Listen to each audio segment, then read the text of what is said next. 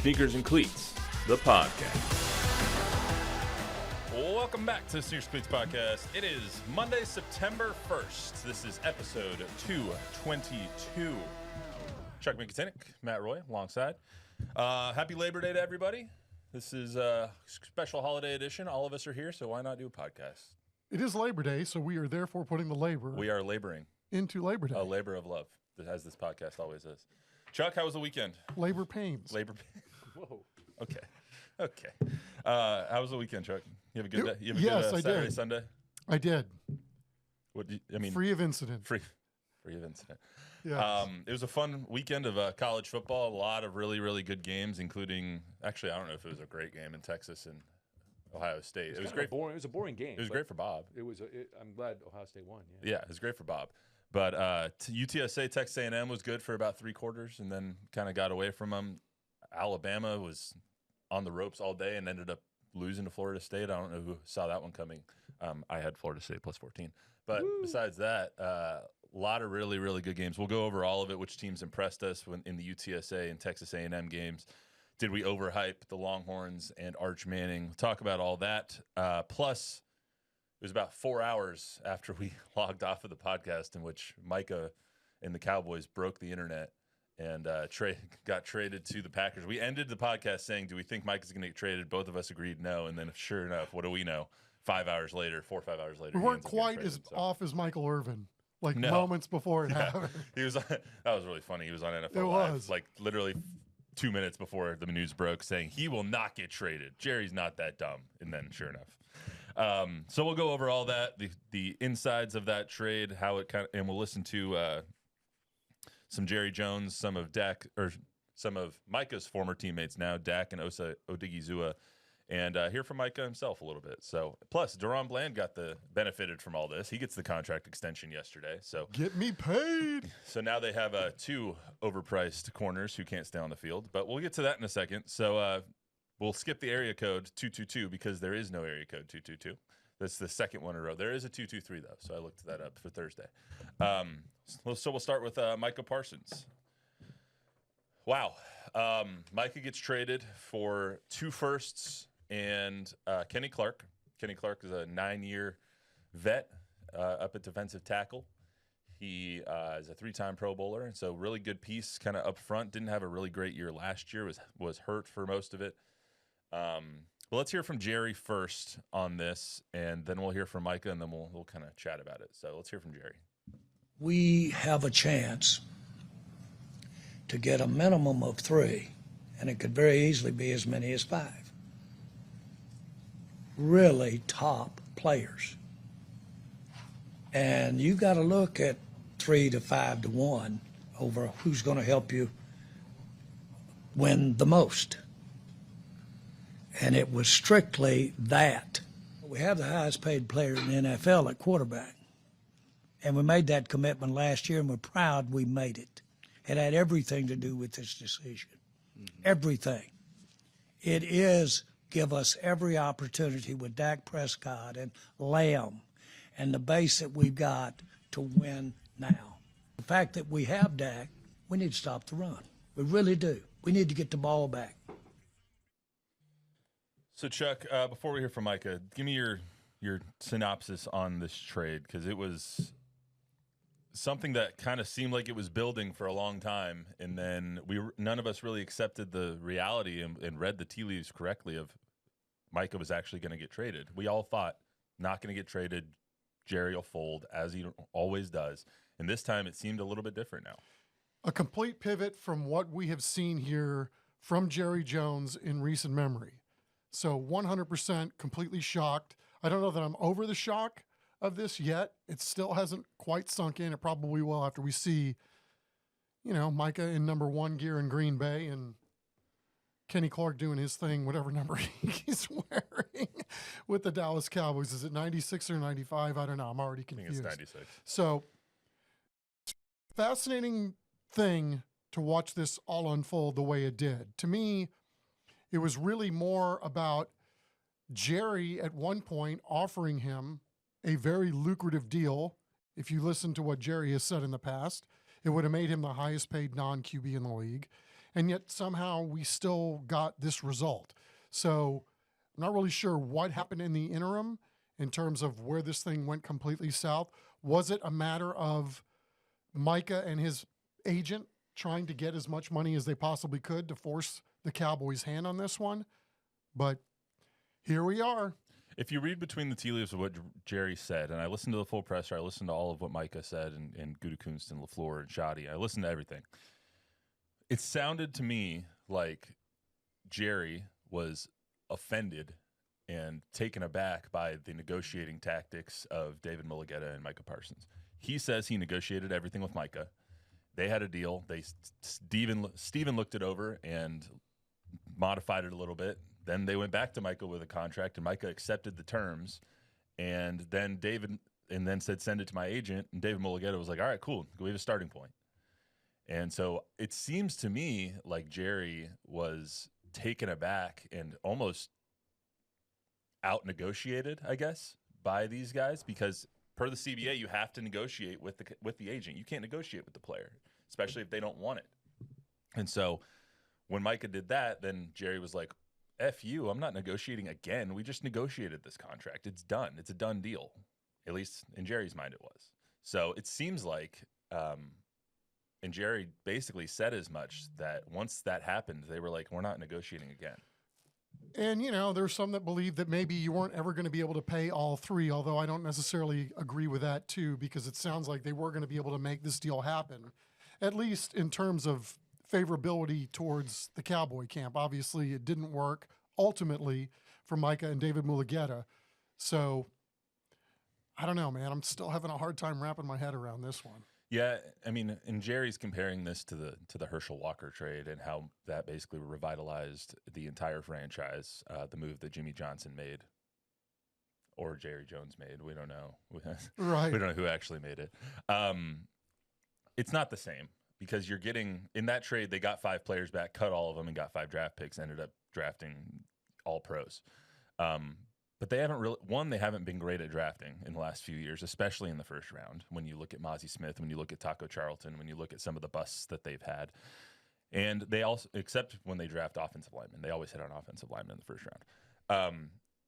But you also don't get as many picks, and you're getting Kenny Clark. Kenny Clark is a pretty highly paid player already, $26 million a year for the next 2. Actually, he only makes $1.25 for the Cowboys this year because the Packers had already paid him. Yeah. And so $32 million of dead cap space in Green Bay. Yeah. So the Packers invested everything they could into this, it feels like. And they gave Micah Parsons $47 million a year, which is $6 million more per year than any other non-quarterback ever in the history of the league. So when you look at the deal on face value, it's definitely not the same as the Herschel Walker trade. You're not getting as much back, I don't think, in a deal like this, but you are getting 2 firsts and you're getting Kenny Clark. So I don't believe those comparisons. And then there's also people that have the belief that Micah forced his way to a certain spot, and this is what Micah had to say when he was asked that at his presser. Nah, I didn't have any say. It was just, I would say I'm pretty lucky because I understand the rich history of the Packers and the fact that they had interest in me and understand that they had a pretty tough team already in the NFC, and I was pretty much geared up, ready to play them. Looking for revenge, but now I'm on the other side of adding to this rich history and being able to play with these guys and suit up and, play. I'm very excited. I think we were all also a little surprised because usually when someone is seeking a trade, the news will come out that the Cowboys have allowed David Mulligetta to negotiate with other teams because you need to be able to do that since you are still under contract with the Cowboys. So usually those things will leak out. But this time it didn't leak until the deal was already done. Depends on who you're looking at Twitter, right? Right. Like Dr. Feelgood. Dr. Feelgood 3 weeks ago was talking about this. I won't say what the rest of his name is on there because this is a kid's show. But so you take it with an eye on assault, right? But then the day before, Dr. Feelgood came out and said, hey, my little community's pretty tight and the wives are talking and this is a done deal. And then, boom, it ends up hitting. So, yeah, I thought that was a little fascinating on this one, that the Adam Schefters of the world weren't necessarily out on the fore in terms of breaking little tidbits of information. Well, Jerry in his press conference also thanked the media for leaking out that they were open to trading now, because you have to kind of see like what is the information, who does it benefit, because then you can usually lead back to exactly where it's coming from. That obviously came from the Cowboys, that they were open to making a trade now of Micah Parsons, that they were now fully taking offers, when the stance was for a long time, and Jerry said publicly, Steven said publicly, Shoddy said publicly, that they weren't trying to trade Micah. Then, of course, a couple days before the trade, it leaks out, okay, they're willing to listen now.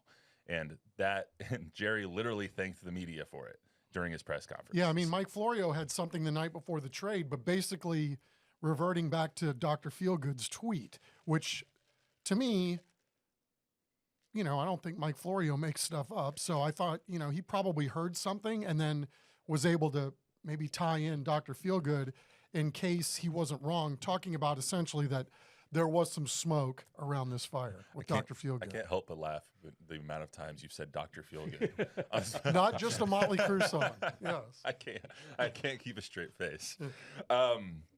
Anyway, what are your thoughts on the compensation for him? So Kenny Clark, no matter how this went down, you get Kenny Clark, you get 2 firsts.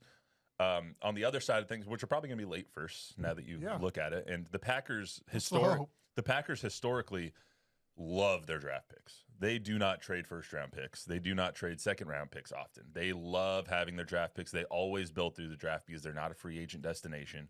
So they always build through the draft, and they hold on to those like gold.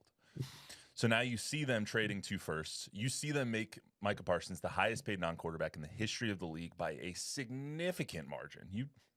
I don't think they needed to give him $47 million a year, but sure enough, they gave it to him. And you see them getting rid of a defensive tackle. So when you look at what the Packers invested into this and what the Cowboys got back, what does it make you think when it comes to the compensation for the deal? I'm fascinated by initially the reaction was, Jerry's an idiot. How can he do this? Blah, blah, blah. But yeah, as you wait over time, over a couple days, you see the benefits of how this can really help the Cowboys, right?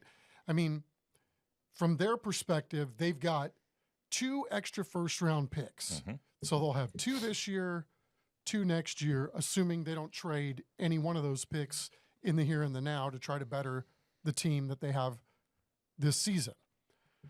So if you just play the safe route with those extra first-round picks, you can essentially get, in the next 2 years, really good, without having to really reach too far, offensive linemen that you can have basically penciled in for the next 3 or 4 years, right? So you've already got a pretty good core of young offensive linemen.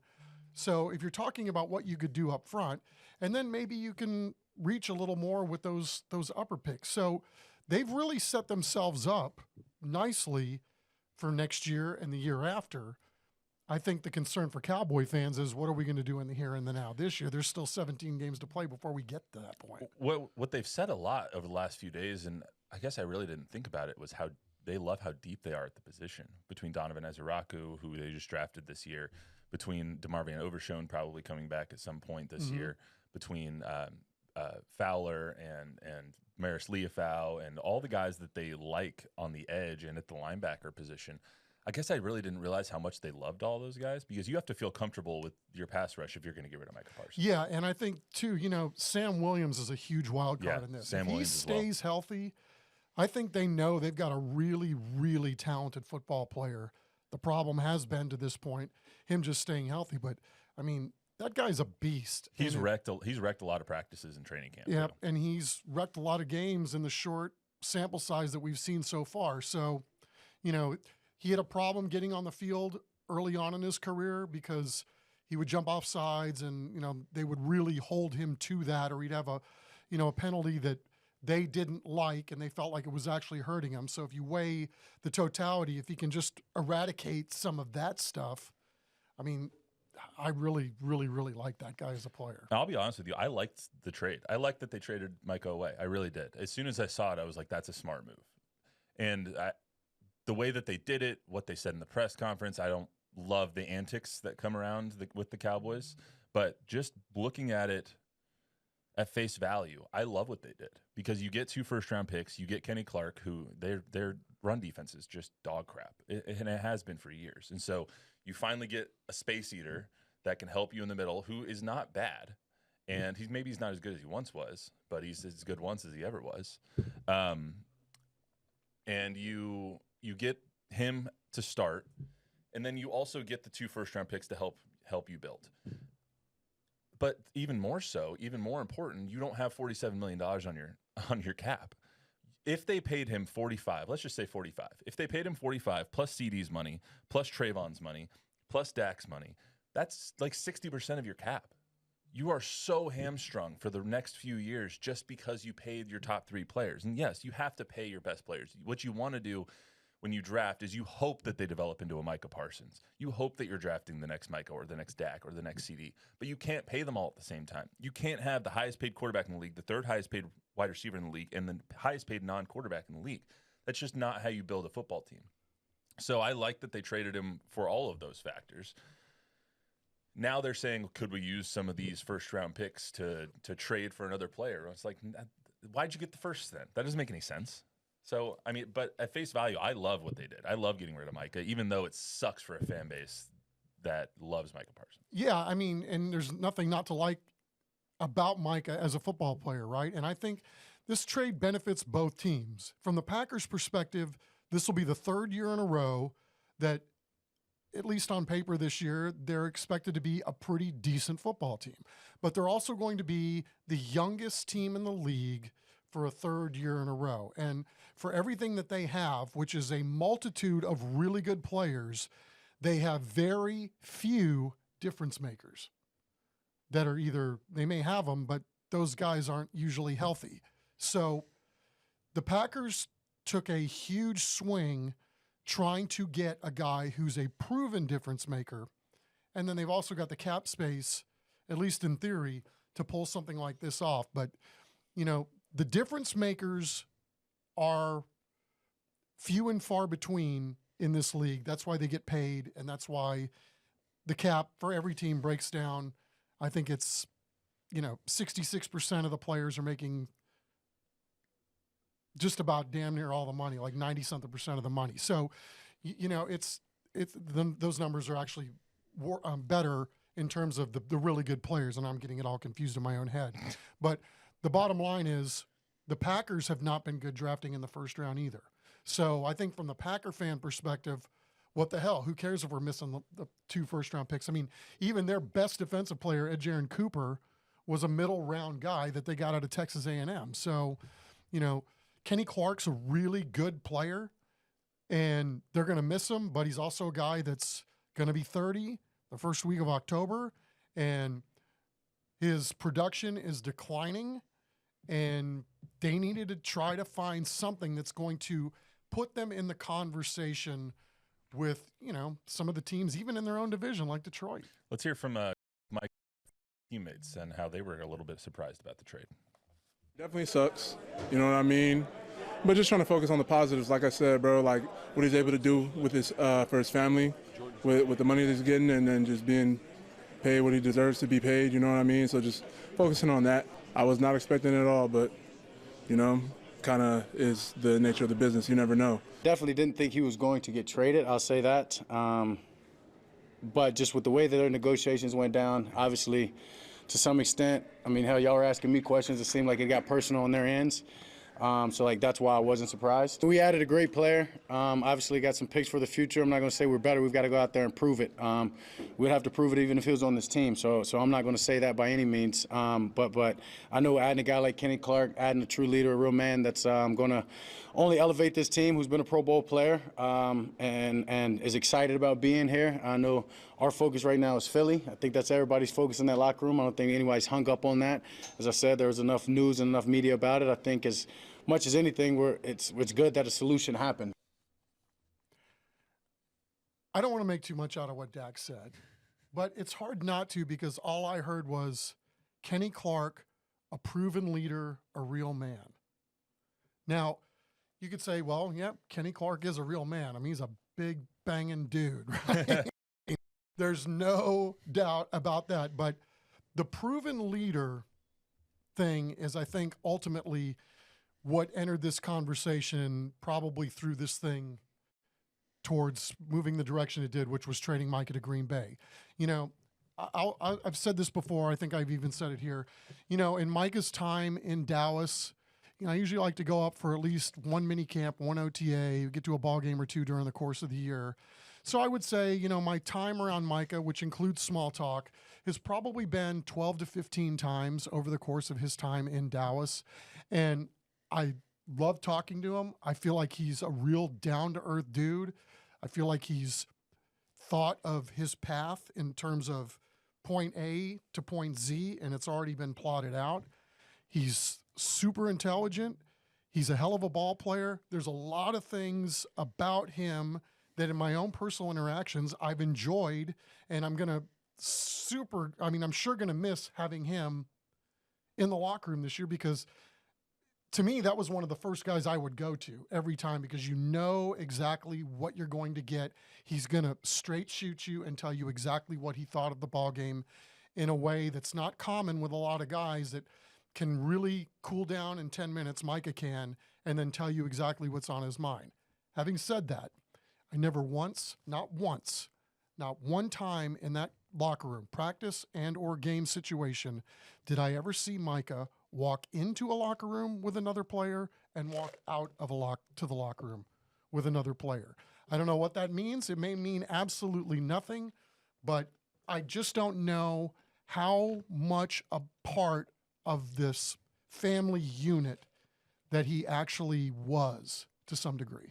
I think if you couple what Dak said with the reports that Dak was frustrated about Micah's podcast, you can probably read in between the lines on those things. So I think that goes to your point. Last thing on the Cowboys real quick, Micah being traded opens up a lot of cash. Cash goes right into Daron Bland's pocket, probably Tyler Smith's pocket as well. So Daron Bland gets a 4-year, $92 million deal. I believe that was the 5th or 6th highest paid corner in the entire league now. So the Cowboys are really relying on who they think can be difference makers on the defensive side of the ball when it comes to their corners. Trayvon Diggs, highly paid corner coming off an injury. Daron Bland, highly paid corner now coming off another injury last year. I think they've kind of invested a lot of their dollars into guys that they believe in, but are still, I don't know. I feel like when I watch a Cowboys game, all I see is Daron Bland getting blown by. And I mean, if he's not cribbing something the other way, then he's getting blown by on the defensive end. So it's very risk reward when it comes to him and Trayvon. I think that's fair. But the key with those two guys is elite level playmakers, right? They all make plays, but who makes the difference maker plays? And 14 interceptions in the 2 years up to last year for Bland before he got hurt. So he was only in 7 games last year. So maybe you can say it's a wash. But, again, this goes to, for everybody screaming that you pay these guys early, why, again, you got what you wanted on this one. I don't know that I would have made the deal for Daron Bland, because it's hard to know for a lot of guys what you're going to get post an injury and post when they get the bag.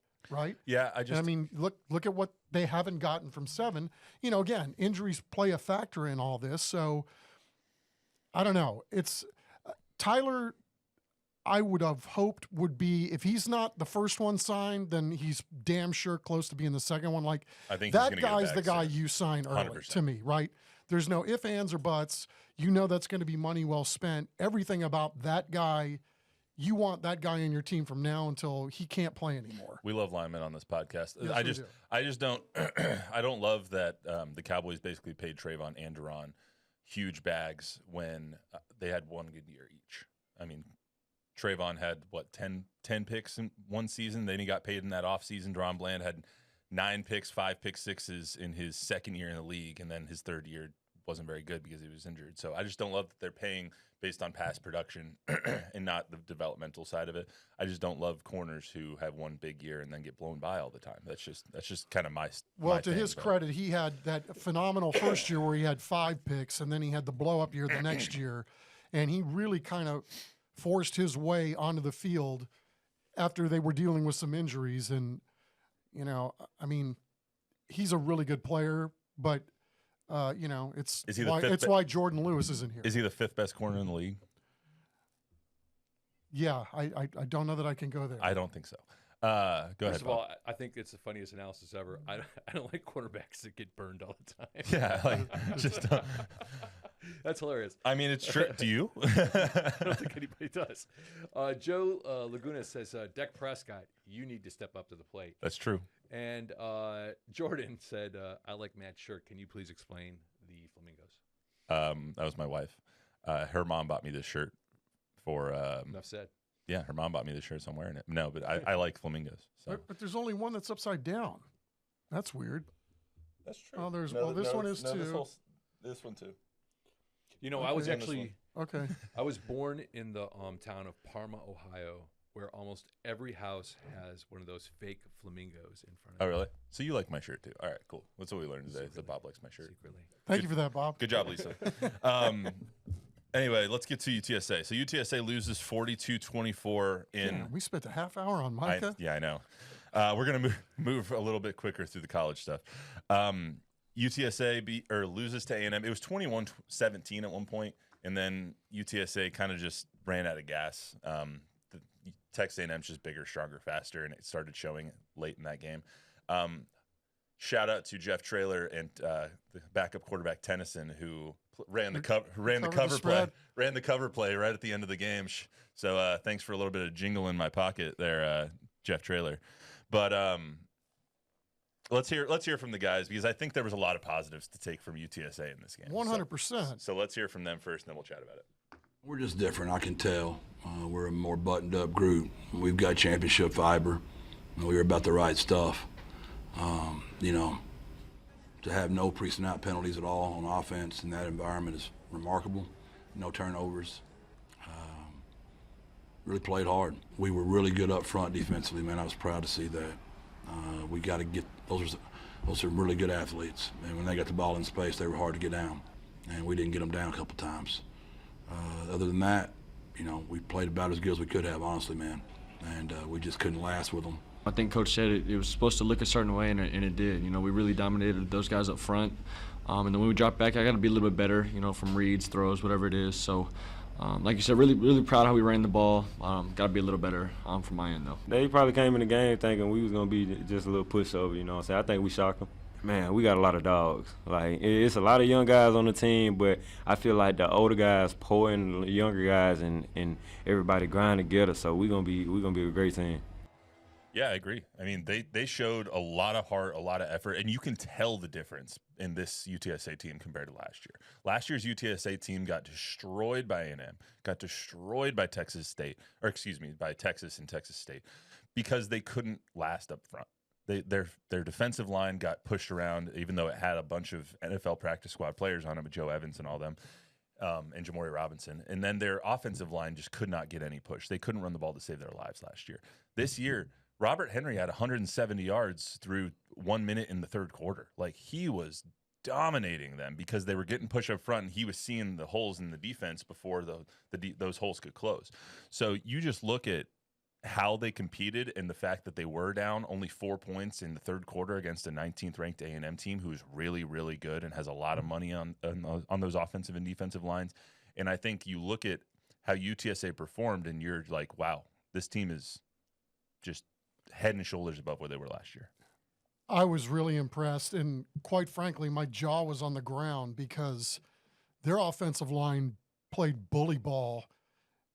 And we talked about this last week where, you were at the luncheon, you walked around. I mean, I'm not saying they're NFL players. They've got NFL-sized bodies in that room. Fit, trim, big frame, wide hips, all that. And it really, really showed. I mean, I don't know that they necessarily wore down in terms of, A&M was so much bigger and faster. I think they may have worn down because A&M's got more of those type of dudes than UTSA has. But 11 on 11, I mean, you talk about a running back, Henry. This guy is outrunning SEC DBs on that long run. I mean, that ain't no joke, dude. I mean, the way they were not only him running the ball, but yeah, some of those holes were unbelievably large, and you know the creases that they were creating. I was just really, really floored. Where I was disappointed was once A&M figured out how to stop the run, i.e., bringing more guys up, then I wish UTSA would have gone more to the air, right? I mean, I don't know that UTSA pivoted quick enough. When they got that to within a one-score game and got a stop, I kind of wish they would have put their foot on the gas. You know, again, hindsight being what it is, but, you know, and then I think from there it was just a war of attrition. And, you know, sadly, we talked about this too, that you were going to lose some guys in a game like this because of how physical a game like this is. And then I thought, you know, obviously we did point this out because Traylor pointed it out last week too. The difference would be on special teams, and he wasn't lying. No, yeah. I mean, Casey Concepcion ran all over UTSA. And one punt back, it seemed like I don't know what their punt average was. I should have looked that up. Yeah, they got like 15, 20 yards on every punt return. They got 5 stars on punt return teams and kickoff return teams. Well, even the backup punt returner got like 10, 15 yards on every punt return. It was like, oh my God, can somebody tackle this man? And it's because of how they block it. They've got dudes that are fast and big that can block it up. Absolutely. And then, so I mean, you miss a field goal, you give up a touchdown on a kick return. You know, that's 10 points right there. I mean, hell, damn. I mean, what more do they want to see? I think everybody's seeing this for what it is, which is look out American Conference because here they come. I think to that point, the American is going to be really good this year. Like Tulane looked so good against Charlotte with Jake Retzlaff, or excuse me, against Northwestern with Jake Retzlaff playing. Memphis looked good against Chattanooga. Navy scored like 50 points. Navy with that quarterback coming back is going to be really good. Throwing the ball. Huh? Navy throwing the ball. I know. That's what I'm saying. They were really good. North Texas won 51-0. Eric Morris has those guys pumping. Rice, with their new triple option offense, beat Louisiana. Temple looked decent again, and I know they were playing UMass, but Temple was coming back and actually might not be a doormat. South Florida killed Boise State. Like this entire conference, top to bottom, is going to be a dogfight. So UTSA had to prove that they were better because I think that they're going to have a really rough time with every single game being a nail biter against Tulane and Memphis and all those guys. So. Yeah, I mean, I just was really impressed again. Guys up front, I mean, I thought McCown played really well, and I think, you know, all the hype about the UTSA tight ends is those guys look really, really a level above what A&M was rolling out there. All right, let's get to. Can I just say one thing? No. All right. Okay, go ahead. I never like to see happy faces when you get blown out. Yeah, it bugs me in a big way. I mean, these guys got blown off the field and are happy about it. What? They got blown off. They covered the point spread. Yeah, I was going to say they covered the spread. Great teams. That doesn't even count now. Great teams cover. All right. Yep. 108,000 toughest environment in college football to play in, or at least the ones that I've seen with my own 2 eyes. You know, that was a hell of a performance. A lot of people and I was going to win by 50. And so the fact that they went in there, they didn't have any pre-snap penalties. They didn't look overmatched. They didn't look like they were out-toughed or outplayed or outclassed. Yep. That's a lot of positive things to take from the game. And understandably, unfortunately, Cam Cooper goes down with the injury. He's going to be out for the entire year, so that really sucks. But they relatively healthy coming out. Let's quickly go through Texas and OSU, excuse me. Bob, you want to give us your Ohio State biased thoughts on this? Well, I think the star of the game was Patricia, the defensive coordinator for Ohio State. He did some amazing things. He was running pro set defenses out there, and Arch Manning had no idea what was going on. He looked completely overwhelmed. He was completely overwhelmed, and then his whole throwing motion got crazy. I think maybe they were just in his head. I don't know what happened after that. I like that Bob pointed that out, the throwing motion. He looked like he was seeing ghosts out there. Yeah.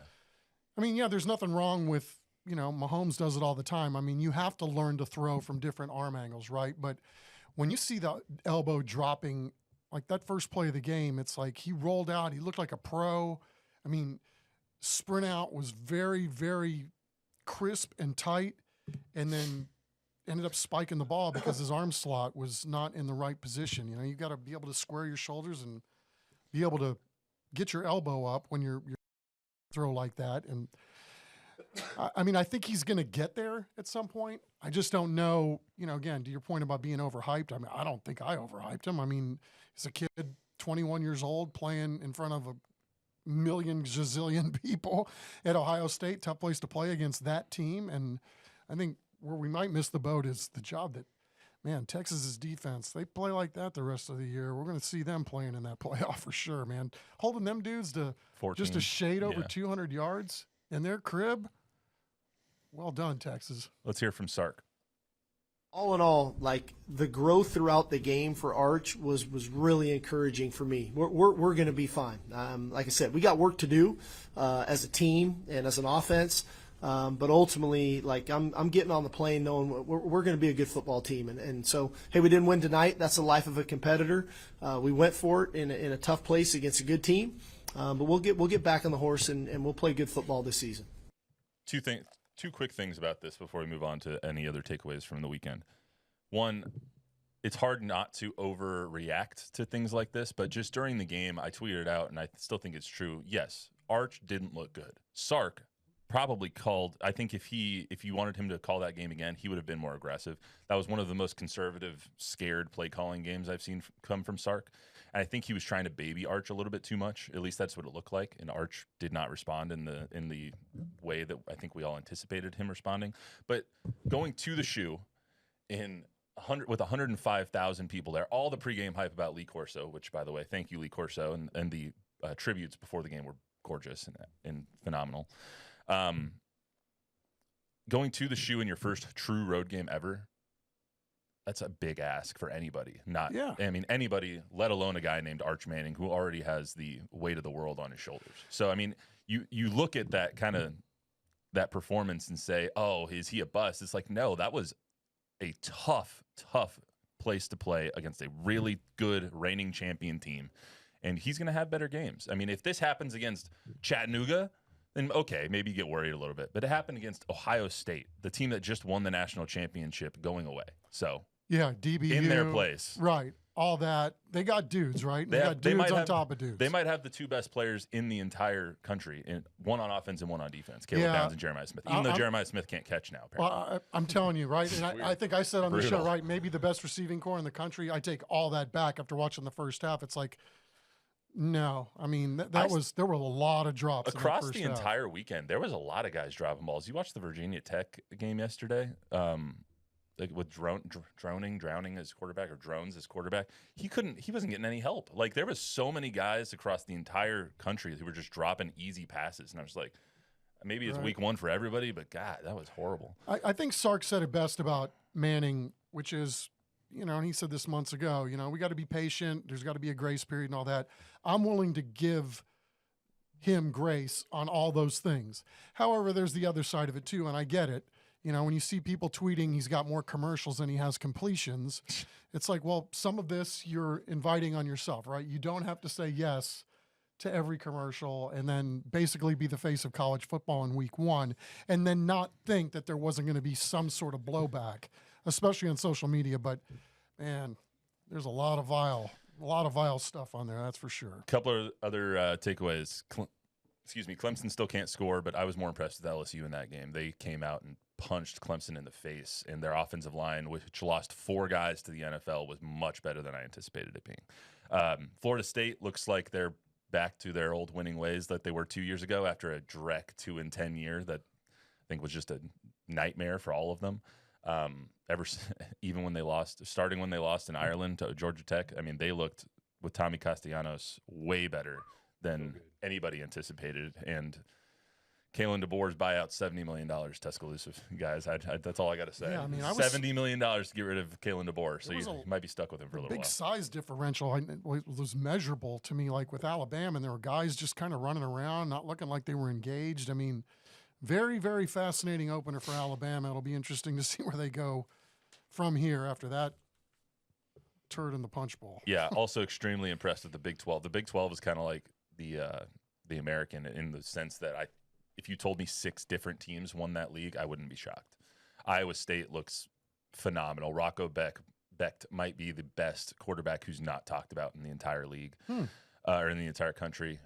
Sam Levitt and ASU won. They didn't look great. Actually, I don't think anyone saw them not look great because ESPN Plus had a huge issue on Saturday night, so I couldn't watch any of the ASU games. So F ESPN Plus. That's why you have to go to Twin Peaks. I was working. Oh, sorry. I would have if I could have. But getting back to the Big 12, Baylor is going to be really good. They put up kind of a stinker against Auburn, but I think they're going to be really good. The Big 12 has a lot of horse. Utah with Devin Dampier. Tech. Yeah, Tech killed them. I mean, that league has 5 or 6 teams that can win it, and it wouldn't surprise me. So, anything else before we get out of here? No, sir. Bob? Hey, Illinois looking really. I mean, Illinois did look good. Illinois is going to surprise some people. Yeah, I mean, I wouldn't be surprised if Illinois is in the top 10 this week now because 3 top 10 teams lost. Yeah, I mean, Texas will fall to like 8. Yeah. Anyway, I'm excited to watch. I'm excited to watch that the UNC game tonight. Bill Belichick in his college debut. I'm on pins and needles. Oh, you don't care? Don't you want to see what his girlfriend does? Nope, I don't. Is she calling plays? You know they trademarked the Gold Digger, right? Yeah. They trademarked a lot of stuff. I just want to watch football. I mean, I don't need all this sideshow stuff. All right, Friday we're gonna get all bitter old man table for one. Friday, excuse me, not Friday. Thursday we got a full football show with week 1 of the NFL coming up. The Cowboys play the Eagles on Thursday night, so we'll preview that. Plus, we'll do all of our high school previews on Thursday as well. Remember, download, rate, review, subscribe, give us a 5-star rating, tell a friend, tell an enemy. We'll be back on Thursday with all that. We'll see you then.